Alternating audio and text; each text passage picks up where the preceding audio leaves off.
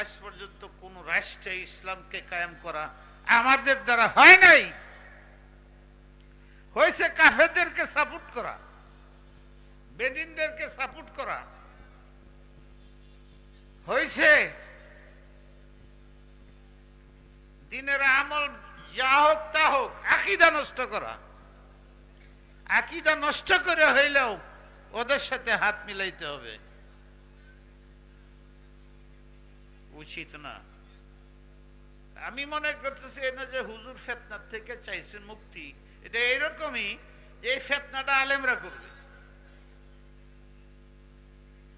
এবং আলেমরা নিশাখুর হয়ে যাবে।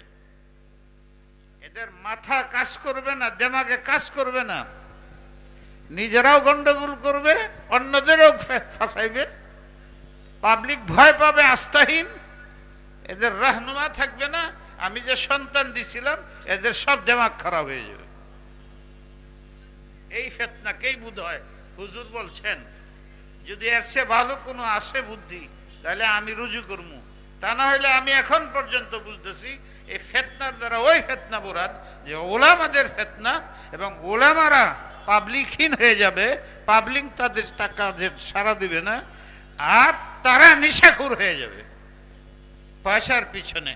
তরক্কির নামে আজকে সারা দুনিয়ায় ছাত্রদের পর্যন্ত আকৃষ্ট করছে, পড়াশোনার সাথে এইটাও করতে হবে, এইটাও করতে হবে, এইটাও করতে হবে। এটা ইসলামের মাদ্রাসার ডাক না।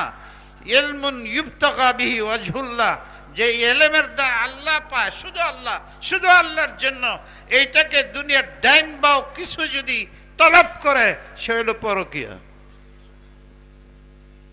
ইলমুন ইউবতাগা বিহি ওয়াজহুল্লাহ, যে ইলম শুধুমাত্র একমাত্র কেবলমাত্র আল্লাহকে পাওয়ার জন্য, আল্লাহর মুহাব্বতের জন্য, সেই ইলমকে সে দুনিয়ার জন্য ব্যবহার করে, অর্থের জন্য ব্যবহার করে, পদের জন্য ব্যবহার করে,